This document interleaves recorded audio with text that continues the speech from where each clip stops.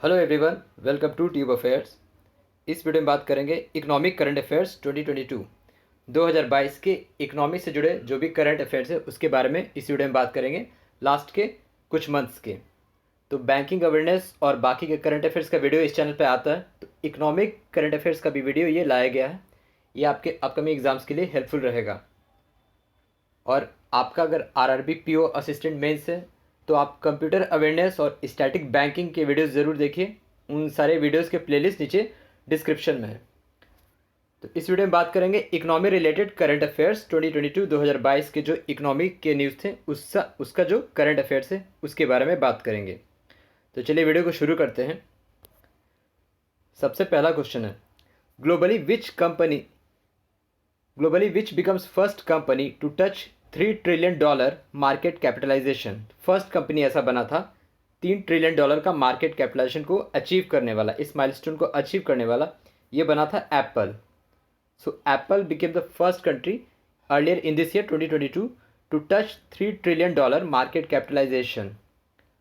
और अगर बात करें इंडियन कंपनीज की तो टॉप मार्केट कैपिटलाइजेशन है वो है sequence wise Reliance industry limited का, टीसीएस का, एचडीएफसी बैंक का, इन्फोसिस का और हिंदुस्तान यूनिलीवर का HUL।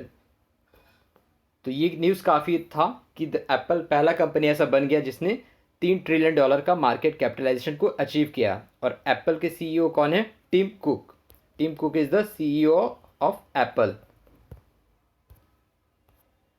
नेक्स्ट क्वेश्चन है, Crypto Wire a global crypto super app launched India's first index of crypto currencies. उसका क्या नाम है? India's first index of crypto currency, इसका नाम है IC15। So IC15 by Crypto Wire. Crypto Wire जो है एक ग्लोबल क्रिप्टो सुपर ऐप है। तो इस चीज़ के लिए जो क्रिप्टो करेंसीज और ब्लॉकचेन इकोसिस्टम है इस पे नॉलेज को एम्पावर करने के लिए, बढ़ाने के लिए इसने लॉन्च किया है। और जो दूसरा पर्पस ये है कि जो 15 ऐसे लिक्विड क्रिप्टो करेंसीज हैं जो कि इस एक्सचेंज पे लिस्टेड रहेगा, जैसे कि मनी स्टॉक के लिए कैसे रहता है मार्केट एक्सचेंज, उसी तरीके से क्रिप्टो के लिए क्रिप्टो एक्सचेंज इसने डिस्कवर किया है। India's first index of crypto currency जिसका नाम है IC15। It will measure the performance of liquid crypto currencies listed on the crypto exchange globally जितने भी क्रिप्टो करेंसीज हैं उसके बारे में ये चीज़ बताएगा IC15। और लास्ट ईयर ही एल सेल्वाडोर एक कंट्री है, इसने ये पहला ऐसा कंट्री जिसने क्रिप्टो करेंसी को सारे ट्रांजैक्शन में अलाउ किया था। El Salvador become the first country in the world to adopt crypto currency as currency in all transaction. और इस सवाल का जवाब होगा IC15, India's first index of crypto currencies. Third question है, Meta earlier Facebook partners with which organisation of India to support 5 lakh women led small businesses. तो इसने partnership किया था फिक्की के साथ, federation of Indian chambers of commerce and industry. Under इसका जो एक प्रोग्राम था #SheMeanBusiness, इस प्रोग्राम के तहत फिक्की ने और मीटा ने पार्टनरशिप किया था कि ये 5 लाख स्मॉल बिजनेसेस को जो वुमेन संभालती हैं उन्हें सपोर्ट करेगा अलग अलग तरीके से। और बात करें फिक्की के प्रेसिडेंट तो वो हैं Sanjiv Mehta is the president of FICCI, federation of Indian chambers of commerce and industry. Next question है, which sports franchise become first unicorn sports enterprises earlier in February 2022। तो कौन सा जो खेल फ्रेंचाइजी जो पहला यूनिकॉर्न स्पोर्ट फ्रेंचाइजी एंटरप्राइज बना, इसका आंसर होगा Chennai super king. So IPL team CSK Chennai super king become the first sports unicorn with its market capitalization of 7600 crore. इसने टच किया 7600 करोड़। और ये स्पोर्ट्स यूनिकॉर्न पहला ऐसा बना स्पोर्ट्स लीग जिसको यूनिकॉर्न का टैग दिया गया। CSK के ओनर कौन है? इंडस सीमेंट्स का मेजर स्टेक होल्डर है चेन्नई सुपर किंग्स में।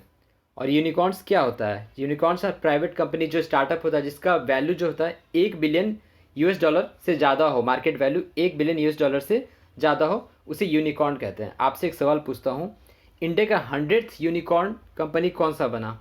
100वां यूनिकॉर्न कंपनी इंडिया का कौन सा बना? ये रिसेंटली 2 मंथ पहले न्यूज़ में था। तो कौन सा कंपनी इंडिया का 100th यूनिकॉर्न कंपनी बना? और इस क्वेश्चन का जवाब है Chennai super king, the India's first unicorn sports enterprise. Which company becomes first India's first 100% plastic waste neutral FMCG company? FMCG fast moving consumer goods. इसका आंसर होगा option B, Dabur India. So Dabur India becomes India's first 100% plastic waste neutral FMCG company. ये क्या करता है, जो भी process करता है, कलेक्ट करता है, रिसाइकिल करता है, जो भी प्लास्टिक पैकेजेस होते हैं, जैसे इनके डब्बे हो गए या फिर पैकेट्स हो गए, और भी पैकेजिंग में जो भी इस्तेमाल होता है उसे रिसाइकिल करता है प्रोसेस करके, और तभी ये बना 100% plastic waste neutral FMCG company, Dabur India limited. As per Bloomberg's India's equities market achieved which rank in terms of market capitalization? तो ब्लूमबर्ग का ये रिपोर्ट आया था, इसका जवाब होगा option C. So India's equities market achieved 5th rank globally in terms of market capitalization. तो भारत का जो मार्केट कैपिटलाइजेशन है, भारत इंडिया के बिजनेस का, मार्केट का, वो है $3.21 trillion. $3.21 trillion. India's equities market achieved 5th rank in terms of market capitalization, और इसका वैल्यू है $3.21 ट्रिलियन। और टॉप पे कौन रहा? USA है। ओवरऑल मार्केट कैपिटलाइजेशन कितना है उसका? 47.32 ट्रिलियन। सेकेंड नंबर पे चाइना, थर्ड पे जापान, फोर्थ पे है हांगकॉन्ग। तो ये चीज़ आप, जो ब्लूमबर्ग ने ये रिपोर्ट निकाला था जिसमें इंडिया की रैंकिंग 5th है। Which country become the top trading partner of India 2021-22? इस साल कौन सा कंपनी टॉप ट्रेडिंग पार्टनर बना? तो इसका जवाब होगा option D, USA, United States of America. It replaced China. So as पर ministry of commerce and industry, तो भारत और USA का जो बायलैटरल ट्रेड है वो कितना का हुआ? $119.42 बिलियन का, इतना तक रीच किया। और एक्सपोर्ट जो है वो है $76.11 बिलियन, और इंपोर्ट है $43.31 बिलियन। और इसके डिफरेंस को कहते हैं ट्रेड सरप्लस, और ट्रेड सरप्लस क्या हो गया? $32.8 बिलियन। तो ये जो है वैल्यू, इसके वजह से USA बना इंडिया का टॉप ट्रेडिंग पार्टनर। और सेकंड नंबर पे चाइना को रिप्लेस किया USA ने। चाइना सेकंड पे है, थर्ड पे है UAE, और फोर्थ पे है सऊदी अरेबिया। तो USA become the top trading partner of India in this physical 21-22 after replacing China. Which has become the first exploration and production company to trade domestic gas on India Gas Exchange? तो इसका answer होगा option A, ONGC, oil and natural gas corporation, Maharashtra public sector undertaking, जो India crude oil मतलब भारत में produce करती है और natural gas को प्रोड्यूस करती है, और ये आता है under ministry of petroleum and natural gas. तो ये पहला एक्सप्लोरेशन और प्रोडक्शन कंपनी बना जो डोमेस्टिक गैस की ट्रेडिंग करेगा इंडिया गैस एक्सचेंज पे। तो इंडिया गैस एक्सचेंज एक ऐसा प्लेटफॉर्म है जो ऑटोमेटेड प्लेटफॉर्म है, जहाँ नेशनल लेवल पे गैस एक्सचेंज का ये लगता है, बायर्स और सेलर्स उस पर वो परचेज करते हैं, सेल करते हैं। बायर्स और सेलर्स के लिए ये मतलब गैस और नेचुरल गैस के लिए एक प्लेटफॉर्म है इंडिया गैस एक्सचेंज।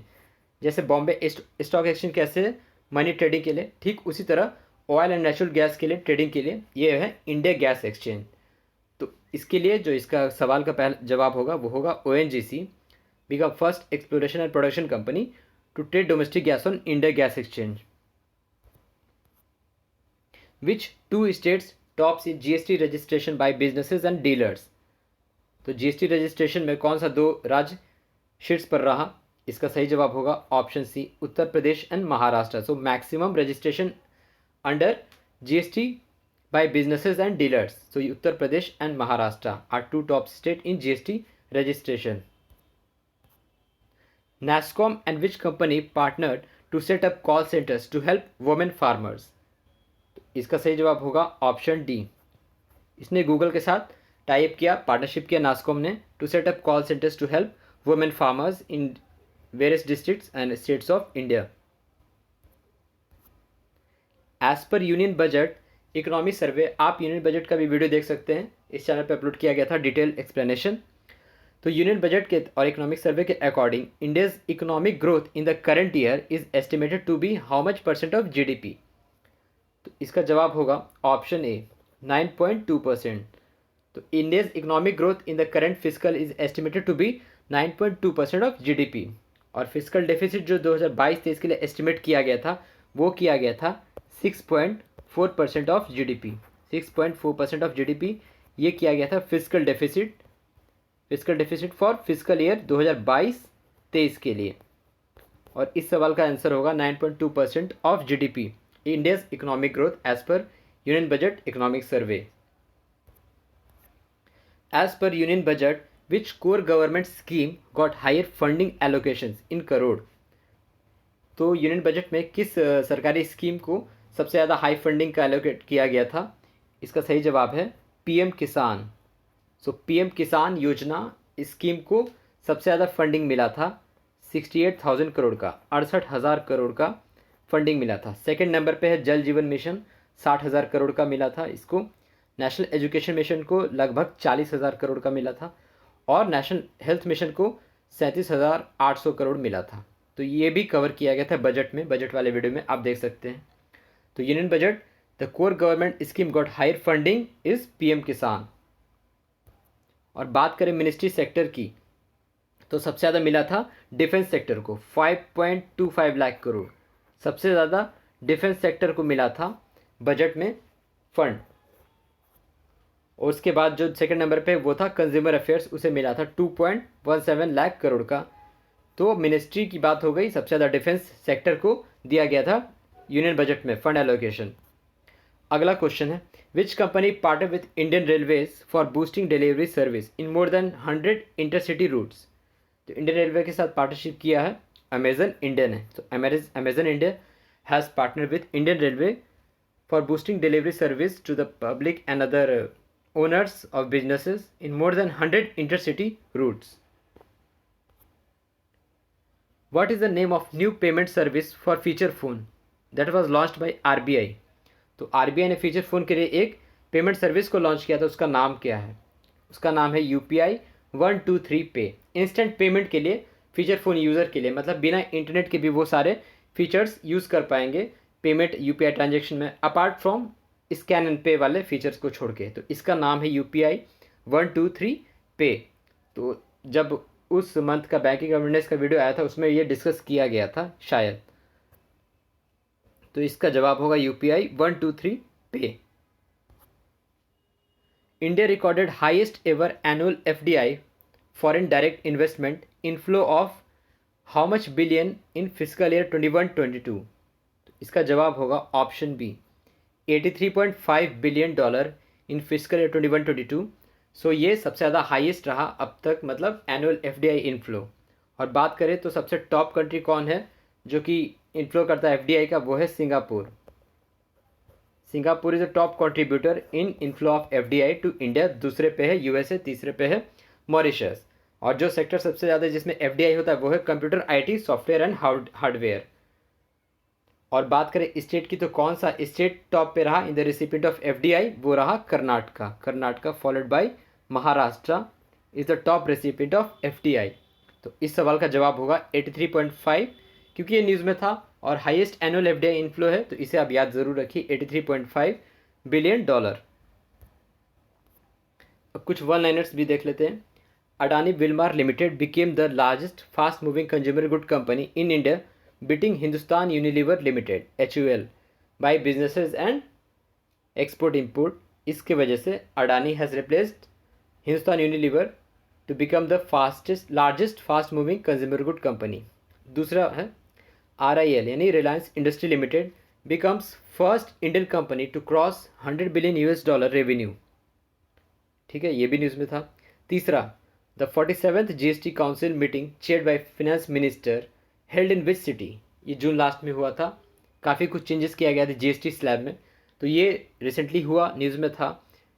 तो इसका ये हुआ था चंडीगढ़ में, यूनियन टेरिटरी चंडीगढ़ में 47वां GST काउंसिल की मीटिंग हुई थी।